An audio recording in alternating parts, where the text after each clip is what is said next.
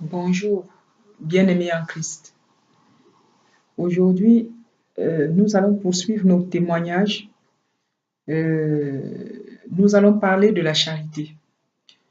Mais tout d'abord, nous allons rendre grâce à Dieu de nous avoir une fois de plus permis de pouvoir se retrouver ici ce jour pour pouvoir témoigner des merveilles de son amour, de sa présence et de tout ce qu'il fait dans nos vies pour faire de nous des personnes meilleures.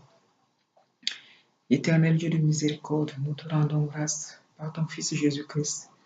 Nous te disons merci, Père, de nous avoir permis, Père, de pouvoir venir au-devant de toi en ce jour, en cette heure, au travers de cette vidéo, Père, pour rendre grâce, pour témoigner de ton amour, de ta miséricorde, de ta présence réelle, vivante parmi nous.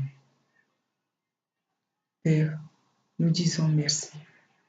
Merci à ton Fils Jésus-Christ. Merci à l'Esprit Saint du Père et du Fils. Merci pour tout. Au nom du Père, du Fils, du Saint-Esprit. Amen. Alors, bien-aimés en Christ, la suite de notre témoignage va porter sur la charité. Alors que je me croyais, je me trouvais déjà très avancé spirituellement. Je planais même dans la relation particulière que j'avais avec notre Seigneur Jésus-Christ et toutes les merveilles, toutes les consolations divines et tout ce qui, tout le ciel qui était descendu jusqu'à moi. Et je baignais dans je baigne toujours dans cette atmosphère très particulière de la présence divine réelle tout autour de nous, en moi et tout autour de moi. Alors, me sentant déjà très, me sentant pousser les ailes, un jour, le Seigneur me parle en songe. Le Seigneur me fait comprendre en songe que mon frère, ma sœur, c'est pas seulement ceux avec lesquels j'ai un lien de sang, mais que toute personne que je peux rencontrer dans ma vie, qui est face à moi, qu'il soit noir, blanc, jaune, rouge ou vert, ce que vous voulez, est mon frère et ma sœur. Alors, par deux fois, par deux reprises, le Seigneur me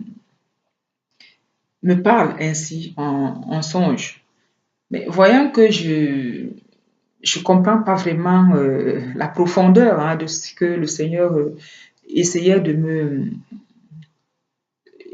me faire comprendre. Voilà. Je me retrouve que le Seigneur décide en fait de me passer à la pratique. Alors, néanmoins, quand même, ma vision commençait quand même à changer vis-à-vis même des mendiants et voilà, quelque peu quand même des personnes autour de moi. Mais ce n'était pas ça, ce n'était pas encore ça. Alors, un jour, alors que je me rends à un rendez-vous, je me retrouve dans le bus avec un monsieur assis devant moi. Et il s'avère qu'il y avait d'autres passagers tout autour de ce monsieur-là. Et le monsieur avait une envie de communiquer, de parler à quelqu'un, de dialoguer. Euh, mais j'ai constaté tout de suite que personne n'avait envie de parler avec ce monsieur. Personne n'avait envie d'échanger avec lui. Alors, à un moment donné, tous ces vis-à-vis ont quitté les places qui étaient, ceux qui étaient assis à ses côtés se sont déplacés, donc ils ont changé de place. Alors, le monsieur se retrouvant seul, mais avec cette envie quand même de parler à quelqu'un, se tourne vers moi.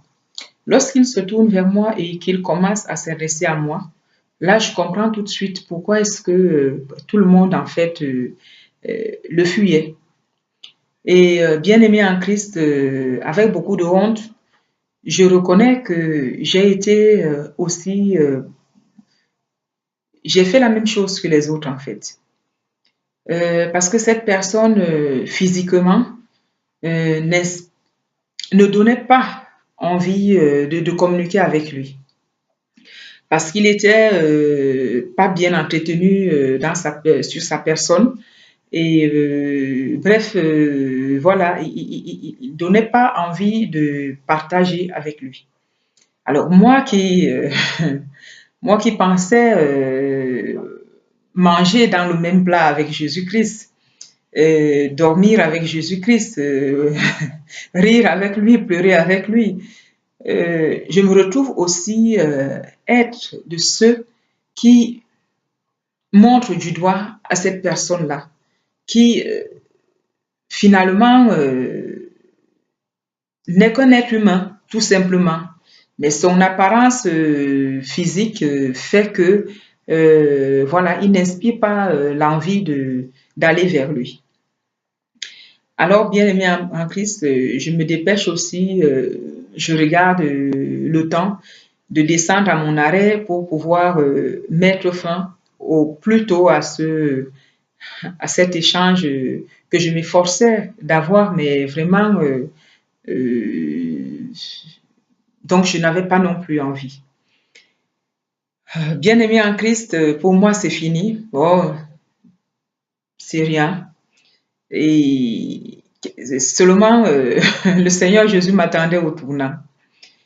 À peu près 2 ou 3 semaines plus tard, un matin, je me rends à un rendez-vous très important. J'avais des documents que je devais déposer à ce lieu de rendez-vous. Alors, j'apprête mon sac le matin, tout est prêt, la veille même. Et puis, je me rends à ce rendez-vous. Sauf que, en arrivant au centre-ville, je constate que j'ai oublié de faire certaines photocopies.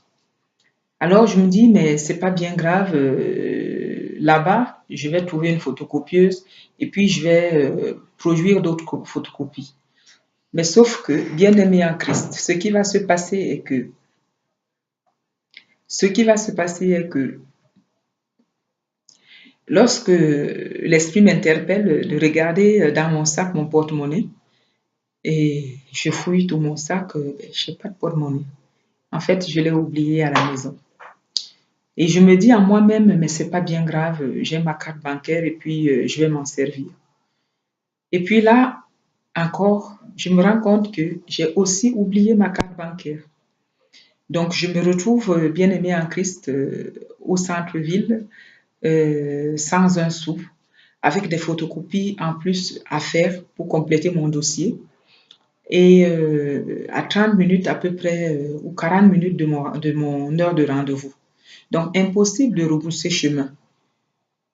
Alors, il me reste qu'une seule solution. C'est la mendicité.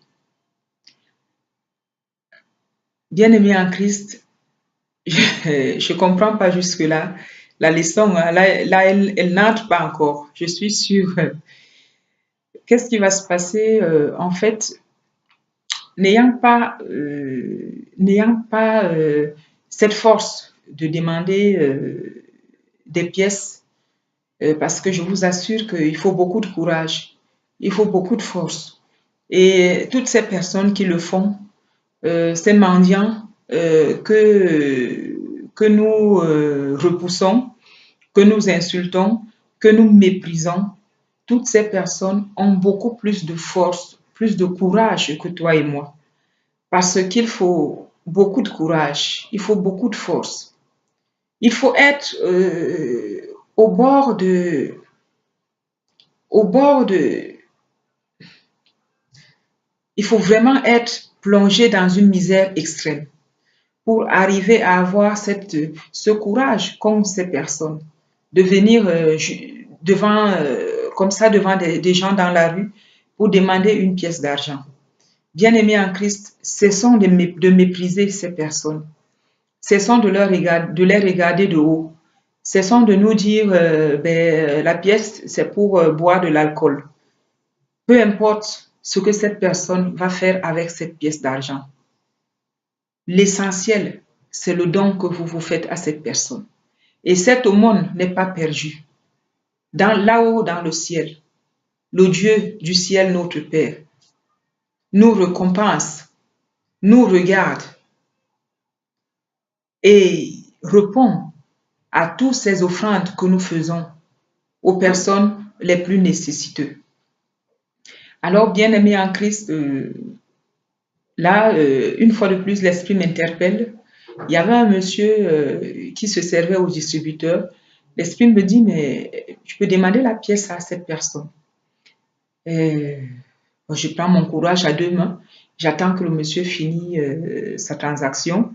Et lorsque le monsieur vient à ma hauteur, je l'intercepte et je demande au monsieur de me donner une pièce. Et seulement, ce qui va se passer, bien aimé en Christ, c'est que lorsque je vais lever les yeux vers cette personne, je vais tout de suite reconnaître cet homme que tout le monde ne voulait pas, en fait, fuyait dans le bus. Cet homme que moi-même, j'ai refusé, hein, j'ai refusé l'échange, j'ai refusé le dialogue. Donc moi-même, je fuyais en fait. C'était cette personne qui était devant moi. Donc cette leçon pratique que le Seigneur a voulu me donner, en fait, oui, a bien voulu m'apprendre, là était tellement flagrante que j'ai eu un choc. J'ai eu un choc. Néanmoins, j'ai continué, j'ai demandé cette pièce à ce monsieur. Et ce monsieur qui me regarde, il était tout gentil, un regard tout doux, tout humble, tout bon, qui me regarde et qui me dit, ma chère madame, j'ai pas de pièce. Je pourrais pas vous donner une pièce parce que moi-même, je n'en ai pas. Mais néanmoins, si vous voulez bien m'attendre ici, moi, je vais demander une pièce pour vous. Cet homme a compris que j'avais ce besoin urgent d'avoir cette pièce de monnaie, mais qu'en même temps, je n'étais pas capable d'aller vers les gens pour demander une pièce. Alors, le Seigneur le lui a fait ressentir. Donc, lui qui avait peut-être l'habitude de le faire, pour lui, ça ne lui posait pas de problème que d'aller vers des gens et demander une pièce. Et il se propose de le faire pour moi. Cet homme que moi, j'ai méprisé aussi quelques semaines avant. Bien-aimée en Christ, je me suis sentie très, très honteuse, très mal, très...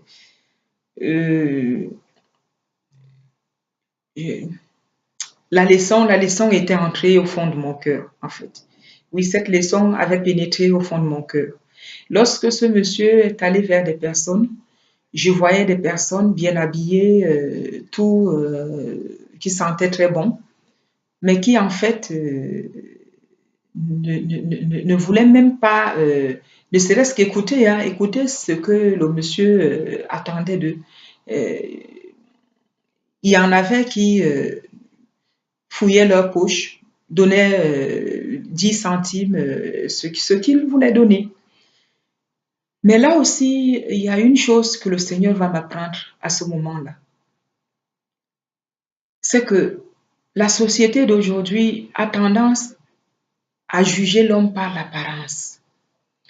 Nous passons tout notre temps à nous juger les uns les autres par le reflet de ce que nous voyons. Alors, si quelqu'un est habillé de façon très chic et a un parfum de sang, une bonne odeur de parfum de marque, nous lui accordons plus d'importance, même si cette personne a un cœur de pierre, même si cette personne vraiment est très, très habitée par l'esprit mauvais. Cette personne, à nos yeux, est plus bonne que cette autre personne qui, mal vêtue, ne s'entend pas bon, édenté, n'ayant aucune allure, voilà, et qui, par conséquent, a un cœur de chair, un cœur de pur amour, avec celui-là, on aura tendance à le rejeter, à le mépriser, à le négliger, à le fuir même. Donc, bien-aimé en Christ, là, c'est en un seul instant, le Seigneur va me faire prendre conscience de toutes ces choses-là. C'est-à-dire que finalement, juger l'autre, il n'est pas bon déjà de nous juger entre nous. Et de plus, de juger l'autre par l'apparence, par le reflet, par ce qu'il nous renvoie. Non, il faut regarder le cœur. Le tout se trouve dans le cœur de l'homme.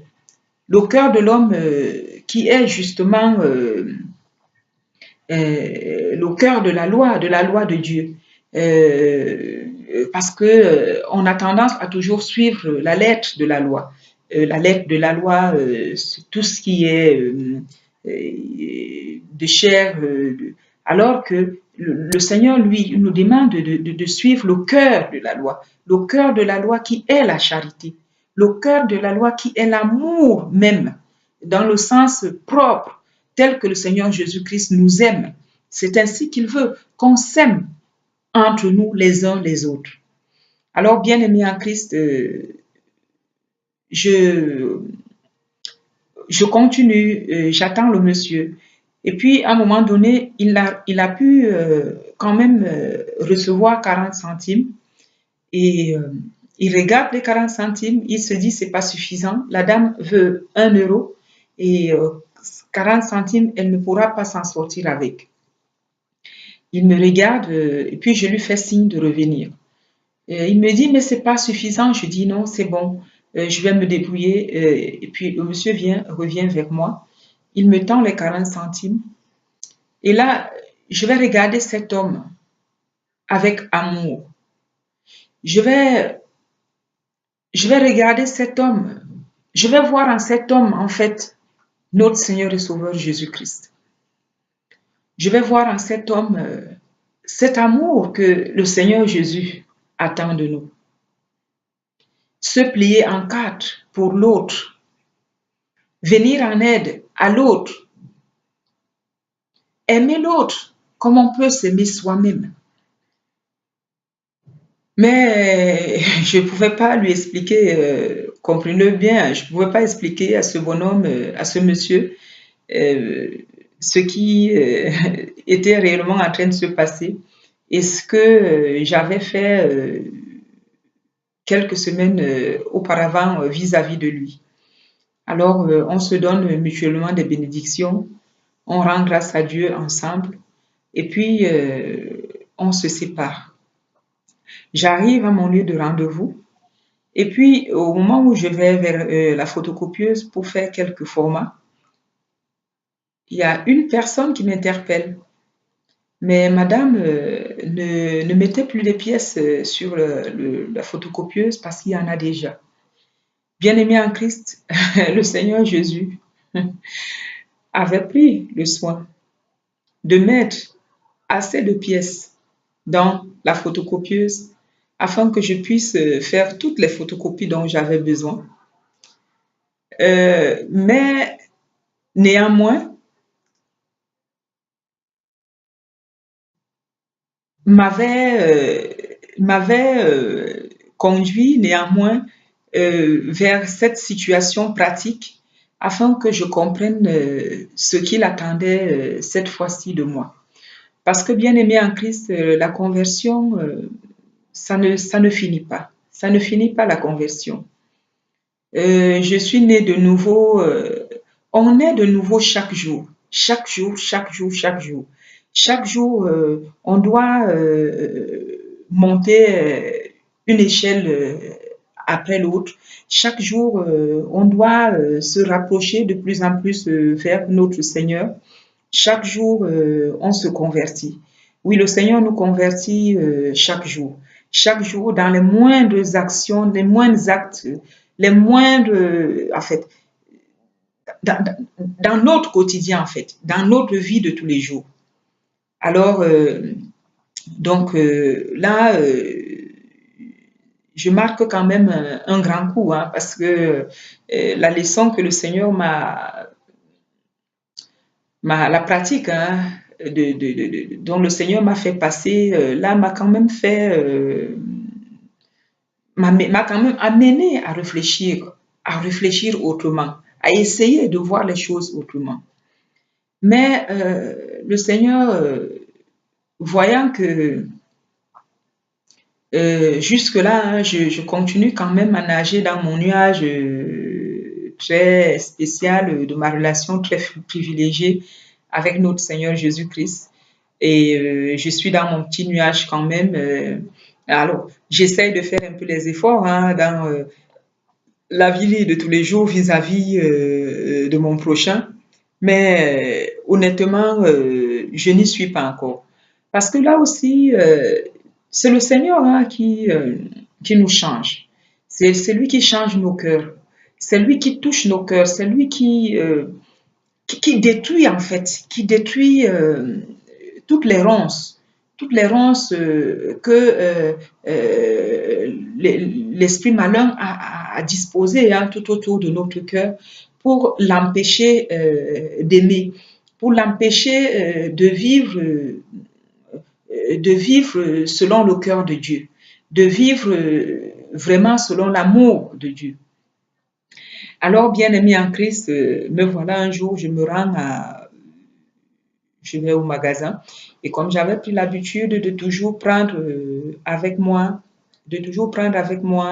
ma Bible, euh, je me retrouve à ouvrir un passage.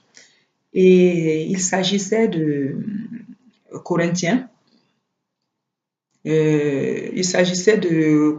Corinthiens 13, versets 1 à 13. Et de quoi parle ce verset? Ce verset nous parle de la charité. La charité.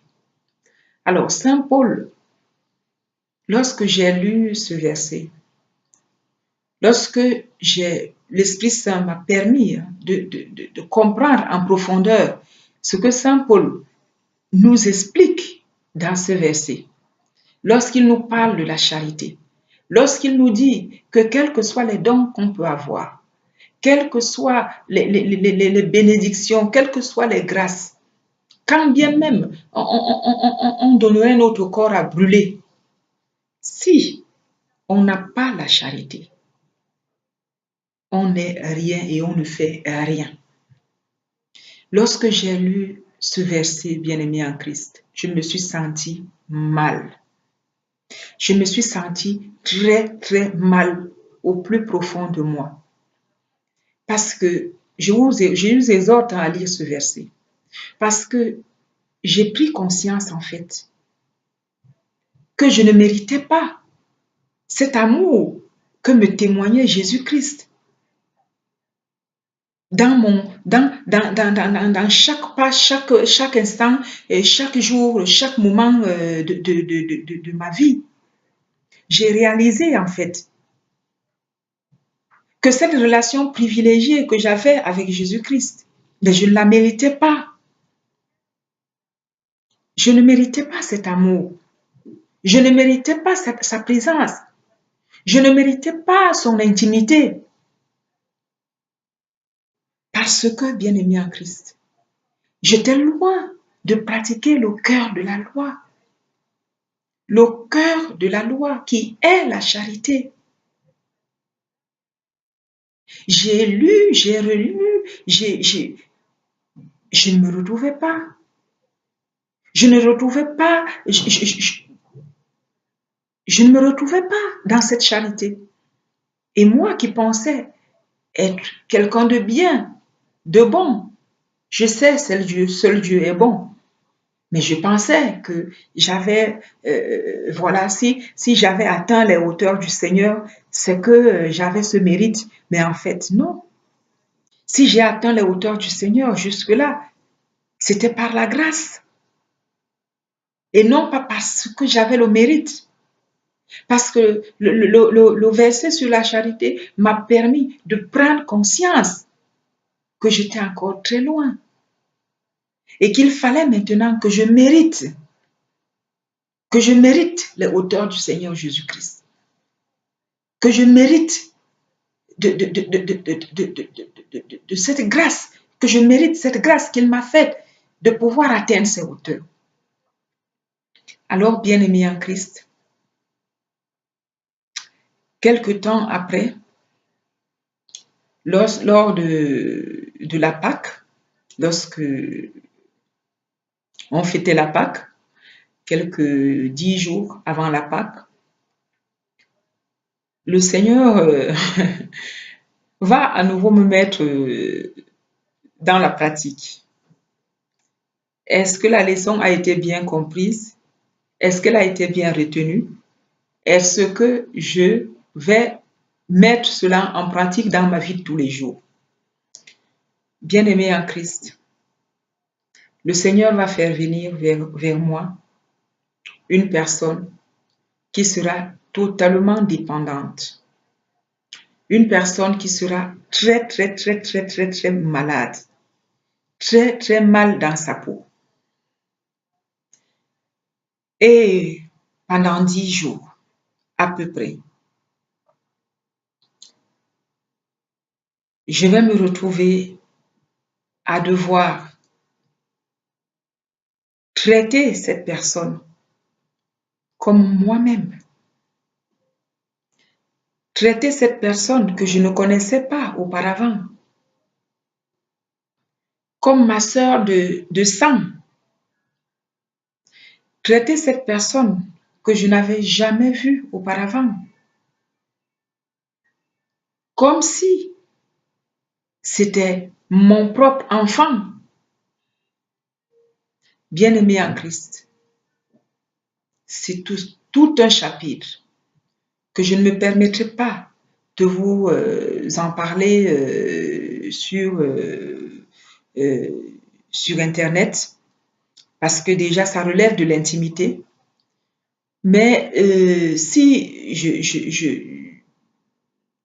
je passe, j'essaye de brosser sur cette étape, c'est parce que cette étape aura vraiment marqué un profond changement. Le Seigneur, au travers de cette pratique, va marquer une fois de plus mon cœur au fer rouge. Rouge de son amour, bien entendu. Rouge de son amour. Parce que je vais me retrouver à devoir agir comme, finalement, comme si c'était le Seigneur Jésus lui-même qui agissait. Bien-aimé en Christ, comme je vous l'ai dit, lorsque on ouvre la porte, le Seigneur Jésus, il vient. Et quand il vient, il devient un avec nous. Donc, tout ce que nous faisons, que ce soit bien, que ce soit mal, nous le faisons avec lui. Et il n'est jamais loin.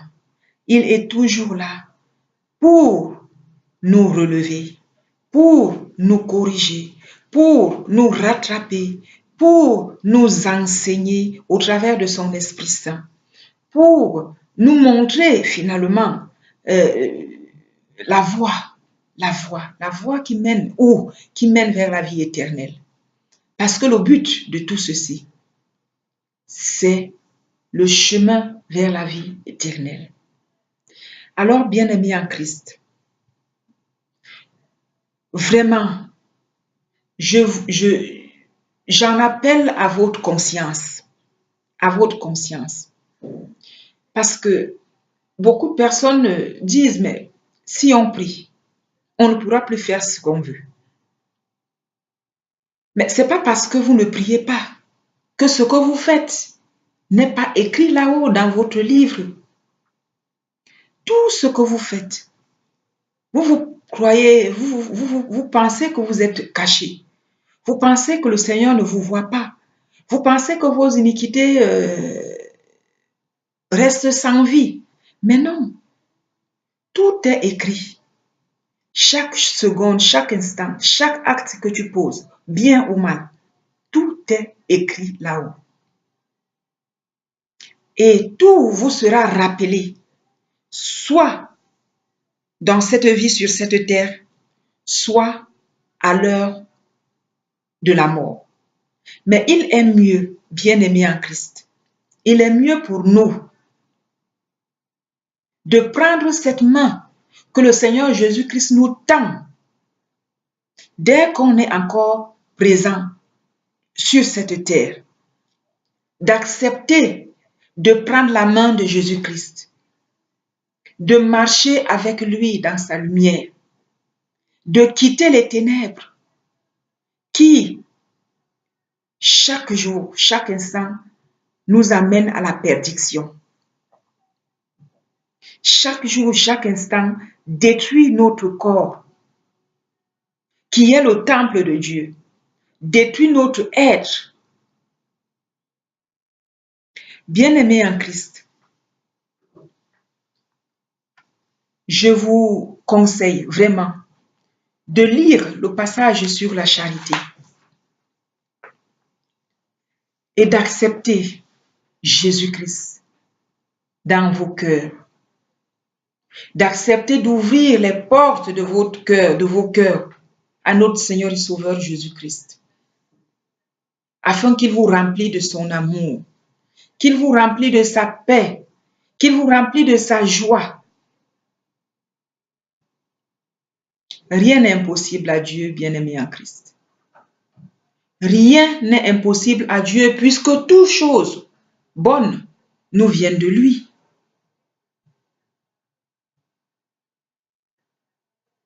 Tu veux un mari, c'est Dieu qui te donne un bon mari. Il nous donne tout ce dont nous avons besoin. Alors, bien-aimés en Christ, je vous exhorte vraiment à faire un examen de conscience et à revenir à notre Seigneur et Sauveur Jésus-Christ, à pratiquer la charité qui est le cœur de la loi dans nos vies quotidiennes. Lorsqu'on pratiquera le cœur, vous pratiquerez le cœur de la loi, forcément, la lettre de la loi aussi suivra. Bien-aimés en Christ, nous allons arrêter là pour aujourd'hui. J'espère que mon témoignage apportera à beaucoup d'entre vous une lumière sur votre vie, votre façon de vivre, votre façon d'agir et la pensée que vous avez vis-à-vis des autres, de tous ceux qui vous entourent, de vos frères et sœurs qui vous entourent.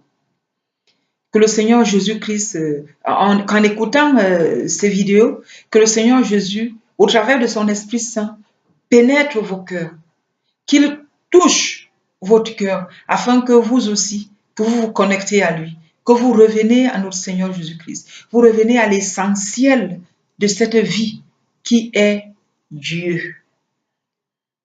Merci, bien-aimés en Christ, et que le Seigneur vous bénisse. Amen.